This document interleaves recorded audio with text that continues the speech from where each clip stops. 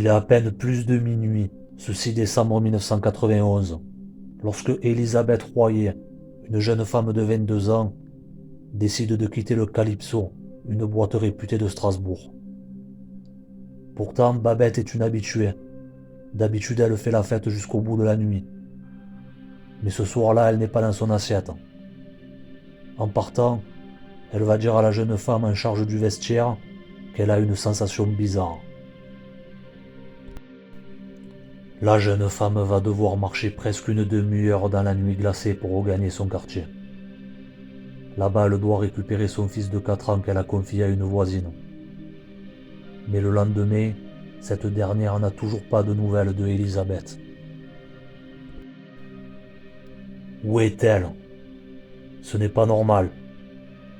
Vers 14 heures, la voisine décide de contacter la famille de Babette pour voir s'ils savent où elle se trouve.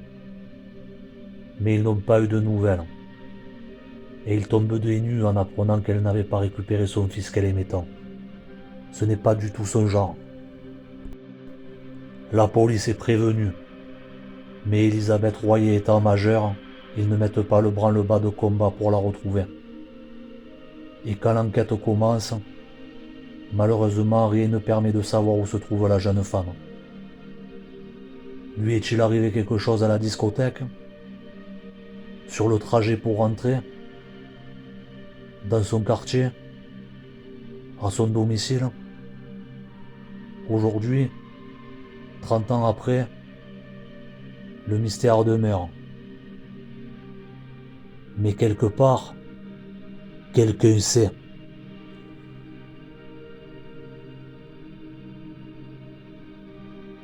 Bon, alors d'habitude je fais des vidéos sur des affaires où il n'y a pas grand chose dans les médias. Là il y a carrément rien sur cette affaire. En plus de ça, les versions sont différentes. Alors pas les versions des médias en plus, des versions officielles. Bon après c'est des petits détails, hein, mais il y en a une où elle se rendrait avec des copines à elle à la boîte. Et où elle repart seule. Il y en a une autre où elle les rejoint à la boîte. Mais bon, dans tous les cas, elle serait repartie seule.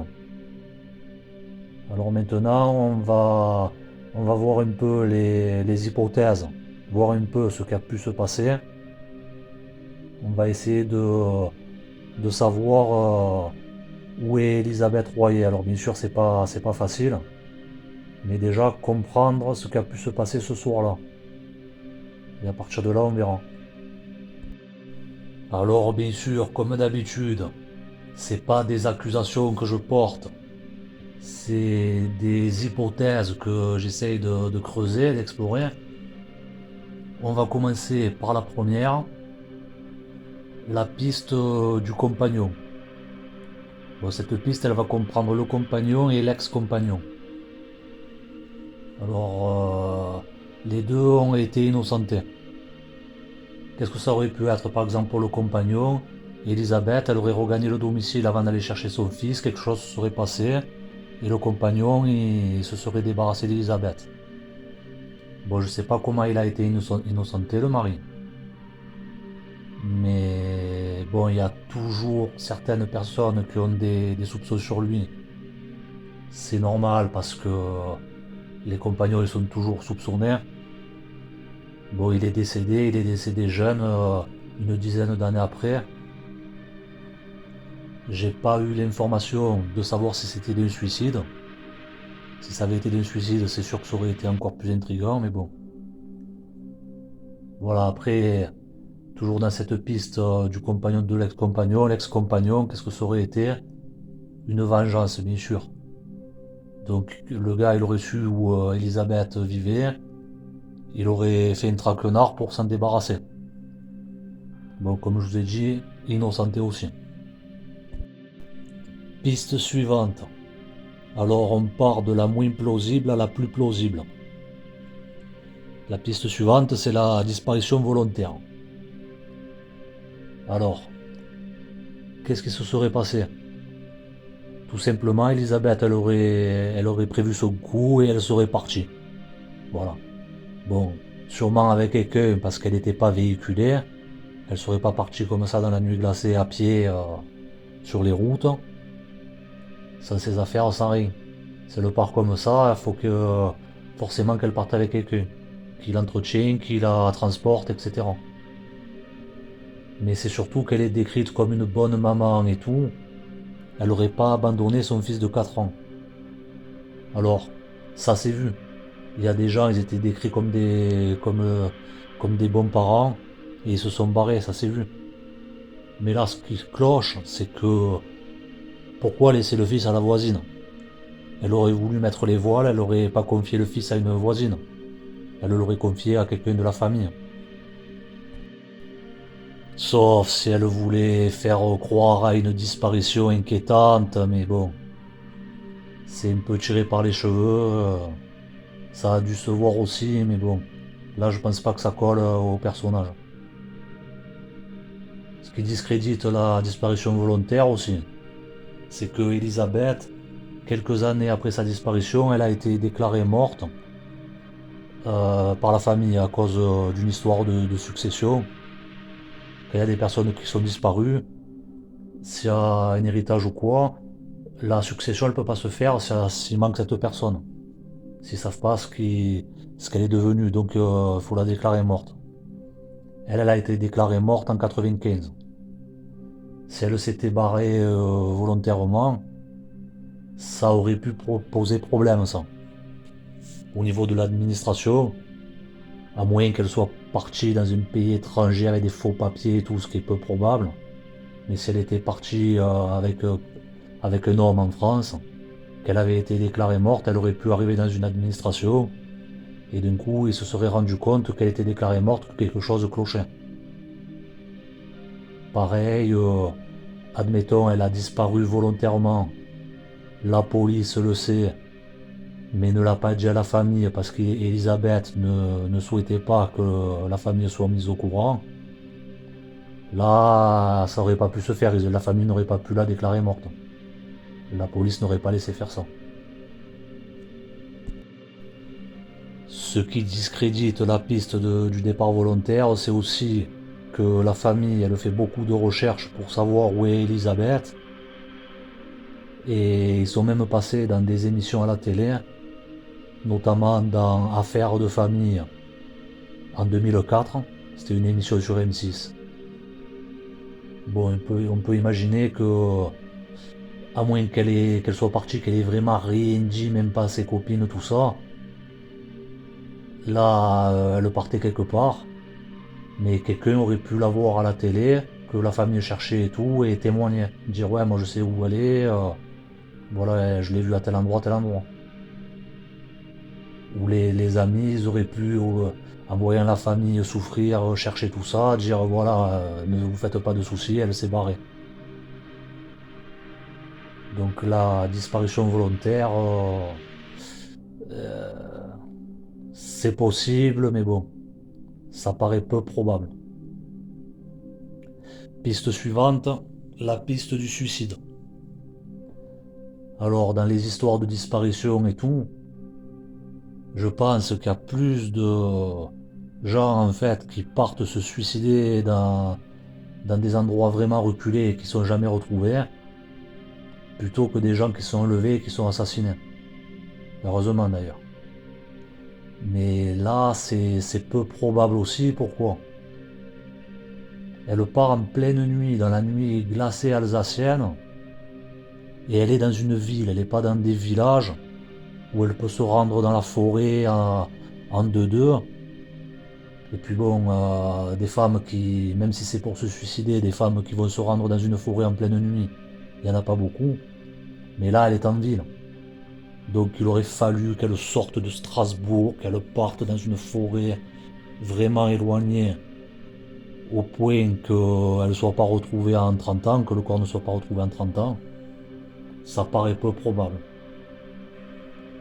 Sauf si, par exemple, le soir, elle était un peu en détresse pour une raison ou pour une autre.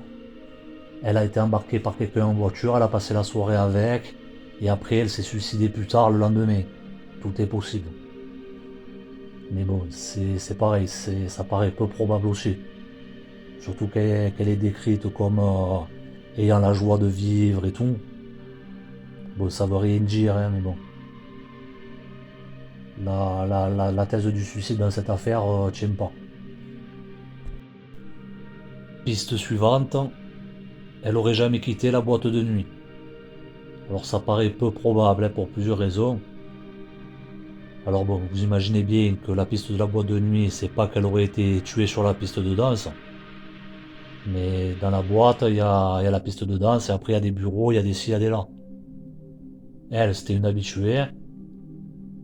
Elle a pu aller dans une pièce où il n'y a pas tout le monde qui voit avec quelqu'un, ça aurait dégénéré, et elle serait morte. Et après, la personne se serait débarrassée du corps. Mais bon, il y a quand même la fille du vestiaire qui l'aurait vu partir, donc voilà, ça discrédite l'hypothèse que quelque chose se soit passé à la boîte. À moins qu'elle ait voulu couvrir quelqu'un et blablabla, blablabla, tout est possible, mais bon. Piste suivante, elle quitte la boîte et quelque chose se passe sur le trajet. Là, on commence à arriver dans le vrai. Alors, qu'est-ce qu'il aurait pu se passer? Quelqu'un qui était à la boîte la voit partir seul, la piste, ou lui propose de l'emmener en voiture, elle, parce qu'elle connaît la personne, ou si elle ne la connaît pas parce qu'il fait froid, qu'elle n'a pas envie de marcher, elle monte dans le véhicule, et après ça dégénère et on la fait disparaître. Toujours dans l'hypothèse que quelque chose se soit passé sur le trajet, la même chose que ça, mais pas quelqu'un qui sortait ou qui était à la boîte, quelqu'un qui est passé, qui l'a vu, qui l'a fait monter de force ou lui a proposé de monter tout simplement et après l'a tué. Ça, c'est une piste qui est très intéressante, surtout quand vous allez savoir que le monde qu'il y avait à l'époque à Strasbourg, les types qu'il y avait en ce moment-là à Strasbourg, tous en même temps, ça donne froid dans le dos. Mais bon, sans parler d'eux, il faut savoir que lorsqu'Elisabeth a disparu, c'était pendant la période de la foire de Strasbourg. Donc ça attire beaucoup de monde, cette foire. Beaucoup d'exposants et beaucoup de badauds de la France entière et plus encore de l'international. Donc là, on va pas pouvoir creuser plus. Le scénario est facile à comprendre. Quelqu'un qui est venu pour la foire, qui sait qu'il est juste de passage, que ça va être dur de remonter jusqu'à lui, il se décide à enlever une femme. Voilà. Malgré tout, l'hypothèse où elle aurait été pistée au niveau de la boîte, elle est quand même intéressante pour ce détail que Elisabeth a dit qu'elle se sentait bizarre. Parce que si t'es malade, tu dis je me sens pas bien, j'ai mal au cœur, j'ai mal à la tête ou blablabla. Si t'as un peu trop bu, tu dis j'ai un peu trop bu, je suis saoul ou quoi. Si tu dis je me sens bizarre, c'est que tu ressens une sensation que tu n'es pas habitué à ressentir et qui est difficile à décrire. Qu'est-ce qu'il aurait pu se passer? Qu'elle était droguée dans la boîte. Que quelqu'un lui ait mis quelque chose dans le verre. Alors là, qu'est-ce que ça aurait été le scénario? Tout simple. Le gars, il lui met un roufie dans le verre. Elle commence à se sentir vaseuse. Elle quitte la boîte. Le prédateur part aussi. Elle, comme elle commence à se sentir pas très bien et tout, qu'elle sait qu'elle va marcher dans la nuit et tout ça, elle se laisse amener facilement et voilà. Dans cette hypothèse-là qu'elle aurait été droguée, alors ça peut être autant un habitué des lieux, autant un habitant de Strasbourg qui est venu comme ça occasionnellement, comme ça peut être un gars du marché Un touriste ou un exposant qui est venu et qui a décidé de faire un coup. Voilà. Bon, maintenant, on va voir un peu qui y avait dans le coin qui est susceptible de faire des coups comme ça, de faire disparaître une femme. Et vous allez voir, ça fait peur, il y en a un paquet. Alors bon, je stigmatise personne. Mais souvent, les gens, ils disent Marseille, blablabla, et Kalachnikov, et blablabla. Mais Strasbourg, et plus largement l'Alsace-Lorraine, c'est la région des serial killers. C'est malheureux à dire, mais la plupart des serial killers français, ils sont de là-bas. Des serial killers ou suspectés d'être des serial killers aussi. Parce qu'il y en a, ils ont commis qu'un fait, mais on les suspecte d'en avoir d'autres. Donc maintenant, on va voir. Je vais vous parler de ceux qui étaient dans la région Alsace-Lorraine et aussi côté allemand. Après, bon, il y en a, par exemple, Francisco Arce Montes, à cette époque-là, il était en Espagne, mais il allait acheter des voitures en Belgique, en Allemagne et aux Pays-Bas et il redescendait les revendre en Espagne. En montant acheter une voiture en Allemagne, il a pu enlever Elisabeth. Pareil pour Fourniret. Fourniret, il était à Sarclutine en Belgique. C'est peut-être à 3 heures et demie de route de Strasbourg. Mais on a vu dans l'affaire d'Estelle Mouzet que les 3 heures de route, il les faisait pour enlever quelqu'un. Si vous voulez des détails sur ça, allez voir ma playlist sur Fourniret. Non, là, on va pas parler d'eux, on va parler ceux qui étaient un peu plus proches. Par exemple, bon, il y avait Vincenzo Aiuccino, qui était à Longwy, à un peu plus de 200 km. Il y avait Jacques Maire. Alors Jacques Maire, maintenant on sait qu'il était bel et bien coupable du meurtre de Nelly Aderer, mais il est soupçonné aussi dans deux autres affaires de disparition. 130 km, c'est pas très loin. Alors, rien ne prouve qu'il ait fait ça, hein, mais on peut imaginer qu'il se soit rendu au marché de Strasbourg. Lui, c'était un gars qui fréquentait beaucoup les bars, le milieu de la nuit, tout ça. Il avait été videur dans une boîte de nuit, d'où une fille a disparu justement. Donc il décide d'aller à Strasbourg, il va au marché de Noël. Après ça, il décide d'aller en boîte.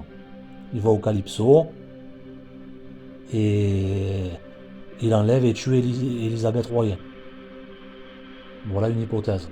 Donc Jacques Maire à 130 km. Côté allemand, cette fois dans la région de Francfort, on a un serial killer qui s'appelle Manfred Seal. Les gens se sont rendus compte que c'était un serial killer après sa mort. En fait, sa fille, elle a trouvé dans une box qu'il louait, elle a trouvé un cadavre. Et après, ils se sont rendus compte qu'il a potentiellement une dizaine de victimes. Il est soupçonné dans une multitude d'affaires. Et pourquoi un rapprochement est possible avec Elisabeth Royer?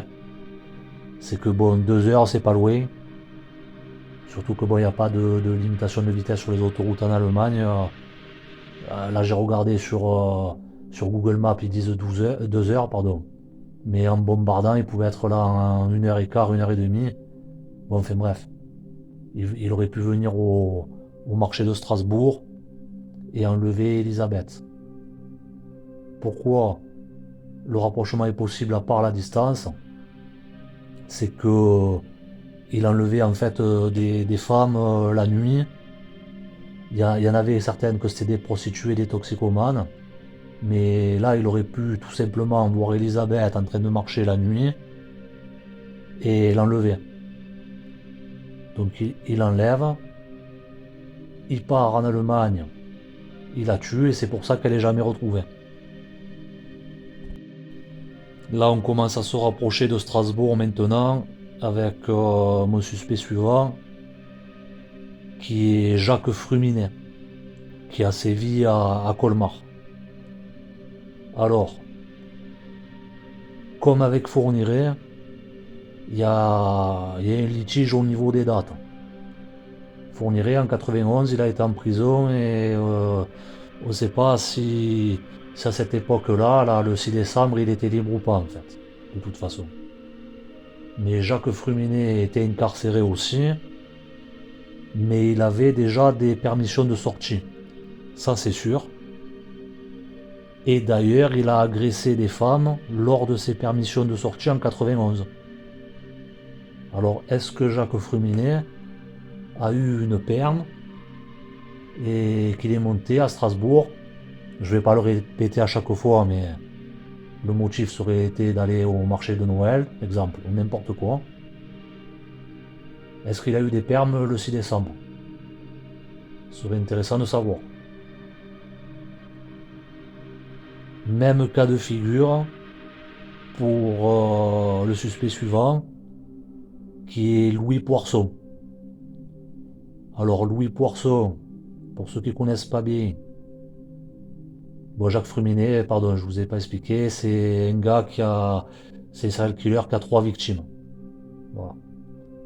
Louis Poisson, c'est pareil, il a sévi, il a des victimes connues en région parisienne. Mais seulement, il est originaire de Strasbourg. Et à Strasbourg, il a déjà commis des faits. C'était pas des faits de meurtre, mais il a déjà fait le violeur en série à Strasbourg. Donc 91, il était censé être incarcéré aussi, mais est-ce qu'il a eu des permes? Parce que les deux, Fruminet et Louis Poisson, ils étaient en fin de peine. Et c'est pas, ils vont en prison et ils sont relâchés juste le jour de leur sortie. C'est, ils font leur peine. S'ils se tiennent bien, ils ont des remises de peine, bon bien sûr. Mais ils les relâchent pas comme ça d'un coup. Ils commencent à leur donner un peu des jours de perme où ils peuvent sortir et le soir ils rentrent dormir à la prison. Après, ils leur donnent des jours de perme, plusieurs jours où ils peuvent dormir dehors et où ils regagnent la prison après. Et c'est d'ailleurs lors d'une sortie comme ça que Fruminet a agressé des femmes en 91. Ils lui ont laissé 2 jours, il est sorti, il a agressé des femmes. Est-ce qu'il a eu des permes le 6 décembre? Je sais pas. Louis Poisson, les meurtres qu'il avait commis, c'était en région parisienne, mais il est soupçonné d'en avoir commis d'autres. Et j'ai une petite idée où ça pourrait être. Là pour l'instant ça sert à rien que j'en parle parce que j'ai pas assez de biscuits, mais je ferai une vidéo sur ça façon. C'est pour ça abonnez-vous si vous êtes intéressé par ça. En tout cas, quoi qu'il en soit, à l'époque de la disparition de Elisabeth Royer, il n'était pas encore installé en région parisienne de toute façon. Il était toujours en Alsace. Reste à savoir s'il a bénéficié de permes le 6 décembre. Voilà. Maintenant, on commence à se rapprocher vraiment beaucoup puisque mes derniers, ils étaient sur Strasbourg même. Alors, le suivant, ça va être Nicolas Charbonnier, l'étrangleur de la Robertso. Là, il y a un petit litige aussi au niveau des médias. C'est que bon, il y a quelques articles qui disent il avait déjà déménagé, qu'il était déjà parti dans la région bordelaise. Mais les articles locaux, et j'ai plus tendance à croire les articles locaux, les journaux locaux, parce que ils ont bien creusé cette affaire et tout, ils pouvaient interroger les gens sur place et tout. Eux disent qu'il est parti en 92. Donc il y avait Nicolas Charbonnier, qui n'a pas tué que des enfants.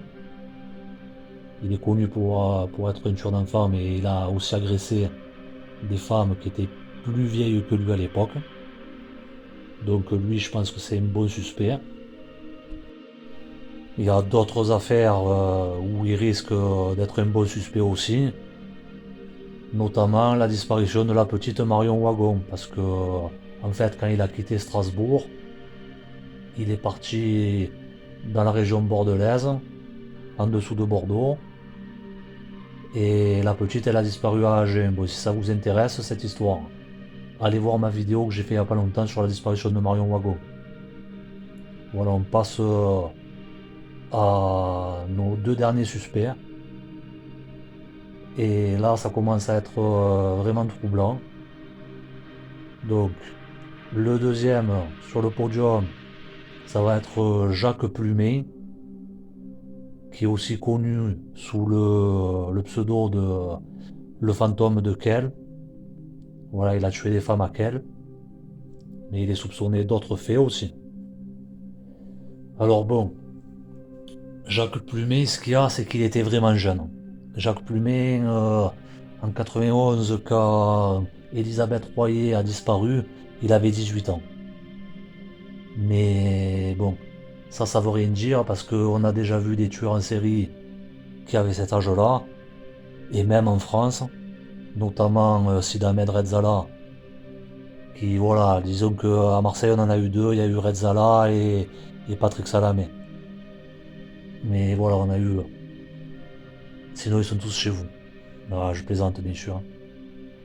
Mais enfin bref, Jacques Plumet, il avait 18 ans, mais ce qu'il y a, c'est que lui, détail troublant, il a commis une agression sur le parking d'une discothèque. Voilà. Et il était bien porté sur les femmes, tout ça, sortir en boîte, trouver des femmes, etc.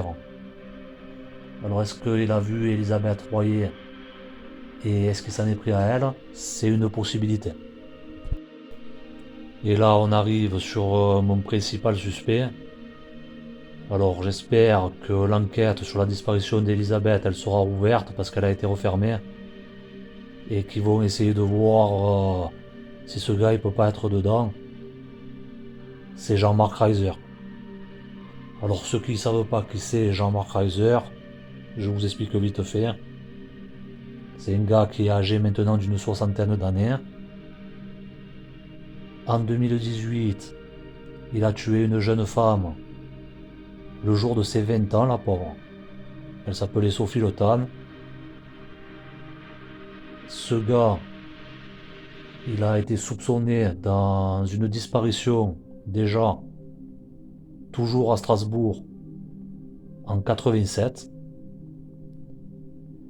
Il a été condamné pour des viols et pour des cambriolages. Et ce qui cambriolait, c'était des vétérinaires en fait, parce qu'ils voulaient mettre la main sur de la kétamine. La kétamine, c'est un anesthésiant, et après il droguait ses victimes avec. Quand il avait été arrêté pour viol, en fait, il a essayé de passer en Suisse. Il a été fouillé. Dans la voiture, ils ont trouvé des armes et des photos. Et sur les photos, il y avait des femmes qui étaient inconscientes, que Jean-Marc Reiser avait abusé. Voilà. Détail troublant, Jean-Marc Reiser, il a habité le quartier de Haute-Pierre. Et le quartier de Haute-Pierre, c'est le quartier d'Elisabeth. La disparition dans laquelle il a été soupçonné, c'est la disparition de Françoise Aumann en 1987. Et ça s'est passé à Haute-Pierre. En fait, Françoise Aumann, elle faisait du démarchage à domicile. Elle est allée démarcher à Haute-Pierre. Elle a tapé chez Reiser. Et depuis, personne ne l'a vue. Voilà, donc il y a plusieurs choses qui font que c'est troublant. Alors, Elisabeth, en plus, elle quitte la boîte en disant qu'elle se sent bizarre. Jean-Marc Reiser, comme je vous l'ai dit, il droguait les victimes. Ça peut coller. Voilà, lui, il rentre dans la case où de l'attaque à partir de la boîte. Il a pu se trouver à la boîte là-bas, c'est un local. Vu qu'il drogue les victimes, c'est connu que il y a des gars qui mettent de la drogue dans les verres des filles dans les boîtes. Il était local, il aurait pu se trouver sur la route et voir Elisabeth en train de marcher sur le bord de la route. Et il rentre dans la case aussi de l'attaque dans le quartier. Elisabeth, elle rentre à Haute-Pierre. Elle tombe sur un voisin, le voisin c'est Reiser. Alors bien sûr, il y a pu avoir aussi attaque dans le quartier que par un voisin, que ce soit par Reiser. Mais bon, voilà, Reiser a habité ce quartier. Tout ça, je trouve que c'est troublant. Et même si en 91, parce que il a pu déménager entre temps ou quoi, même s'il était en 87 à Haute-Pierre, après il est parti en Corse, il a pu après habiter autre part. Quoi qu'il en soit, il est à Strasbourg. S'il n'était pas à Haute-Pierre, il était à Schiltigheim, parce qu'il a de la famille là-bas. Mais il était sur place. Donc, si. Voilà, ça c'est une piste que je pense qui peut être intéressante, on ne sait jamais. Au moins à vérifier, voilà. Parce qu'en plus, en rentrant de Corse, il devait être frustré, il devait avoir la haine contre les femmes, parce que là-bas, il a eu des soucis. En fait, là-bas, il a harcelé une femme, et il y a des gars qui l'ont calmé, en fait. Et après, il a dit, lui, à des personnes qu'en Corse, ouais, il fallait faire attention avec les femmes, tout ça. L'air de dire qu'il fallait faire gaffe par rapport aux locaux, qu'il est protégé, etc. Qu'il fallait faire attention sur qui on tombait, tout ça. Donc voilà, il a pu vouloir pas se venger, mais bon, voilà, il devait être un peu frustré. Là, il a vu une victime d'opportunité en Elisabeth, où il était à Haute-Pierre, il avait repéré Elisabeth, là il a vu l'opportunité de s'en prendre à elle et il a fait. Bon, tout ça, c'est des hypothèses. Elisabeth, elle a disparu, on ne sait pas ce qui s'est passé. Pour le savoir, il faut explorer toutes les hypothèses. Voilà. Donc, je vous ai dit tout ce que je savais à propos de la disparition. Je vous ai dit qui potentiellement pouvait être dans l'histoire. Mais après, bien sûr, ça peut être quelqu'un que personne ne soupçonne. Un bon père de famille, un bon citoyen et blablabla. Tout ça, j'espère que l'avenir le dira. En tout cas, maintenant, je voudrais passer un appel à témoins. Parce que même si 30 ans sont passés, la famille, ça doit être très dur pour eux. Ils doivent en souffrir. Notamment le fils d'Elisabeth, qui a perdu sa maman à 4 ans. Elisabeth, elle avait que 22 ans. C'était vraiment très très jeune. Elle n'a pas eu sa vie, elle n'a pas pu voir grandir son enfant. Il faut que justice lui soit rendue, ou au moins qu'elle soit retrouvée. Voilà, que la famille sache que Elisabeth elle puisse être enterrée dignement, etc. Voilà, alors, si vous savez quelque chose, par pitié, parlez. Si vous fréquentiez le Calypso à l'époque, est-ce que vous savez, est-ce qu'elle aurait pu rencontrer, je sais pas, moi dans le monde de la nuit, des fois il y a des gens peu recommandables. Est-ce que vous savez qui c'est qui a fait le coup? Vous pouvez témoigner anonymement. La personne, euh, la personne ne saura jamais que c'est vous qui avez donné le tuyau. Voilà, témoignez si vous savez quelque chose, faites ce qu'il faut. Rendez justice à Elisabeth et à sa famille. Si vous fréquentez le Calypso mais que vous savez rien, que vous savez pas qui c'est qui est impliqué dans la disparition d'Elisabeth, une chose que vous pouvez faire, avec un peu de chance, si vous avez des photos de l'époque, c'est de bien les garder, parce qu'un jour ça pourra être utile au cas où l'enquête elle est rouverte, etc. Vous pouvez jeter un coup d'œil, j'ai fait exprès dans la vidéo de mettre les photos des suspects le plus possible à l'époque de la disparition d'Elisabeth, au début des années 90. Donc essayez de voir si ces gars ils apparaissent pas sur les photos. Ce serait vraiment bien. Alors bien sûr, si vous avez des photos du 6 décembre 1991 au Calypso, là c'est très intéressant, très important et il faudrait que vous contactiez la police ou la famille.